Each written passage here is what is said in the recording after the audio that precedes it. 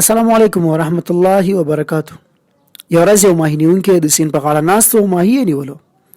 ناڅاپه یو بل نفر راغلی او د هغې نه ماهي واخیستلو. هغه مظلوم څه یې ورته ونه شو ویلی.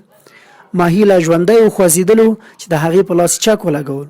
د هغې لاس یې زخمي کړو او ماهي اوبو ته وغورځېدو. کله چې دې لاس زخمي شو دا لاړې ډاکټر ته.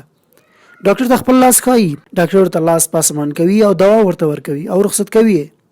رخصت نه وروسته ورته وایي چې ته دوه ورځې وروسته بیا ماته راشي. باید چې 2 ورځې وروسته کله بیا راځي نو ګوري چې ګوته یې ډېره شوې ده.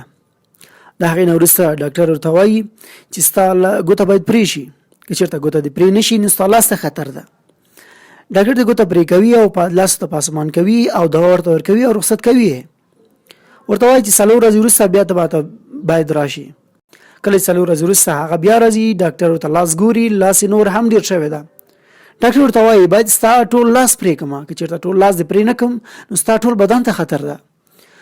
ډاکټر ته لاس پرې کوي او ورته وایي د چا بددعا دې اخیستې ده چې دا حالت ته رسېدلی. دا فکر کوي چې ما به په چا ظلم کړی وي، د چا حق به مې خوړلی وي چې دې حالت ته زه رسېدلی یم. فکر کوي چې فکر کې هغه ماهي نیونکی په یاد راځي. ډاکټر ورته وایي ځه لاړ شه، هغه پیدا کړه او بښنه ترې وغواړه. کله چې دا لاړ شي او ماهي نیونکی پیدا کړي، کله چې ماهي نیونکی ته دا ورشي ورته وایي چې تا ما ته کومه بددعا کړې ده.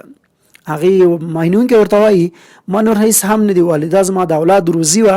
ما ویل ربه دې ما ته خپل زور وښود او ته ورته خپل زور وښایي. دوستانو په ژوند کې ستاسو له وجې ستاسو رب ته باید څوک شکایت ونه کړي. د مظلوم ښېرا او د ظلم انتها داسې یو نتیجه ورکوي. د ژوند کامیابي کې غواړئ تاسو د چا حق ونه خورئ. الله په هغه چا رحم نه کوي څوک چې په انسانانو رحم نه کوي. السلام علیکم ورحمت الله وبرکاتو.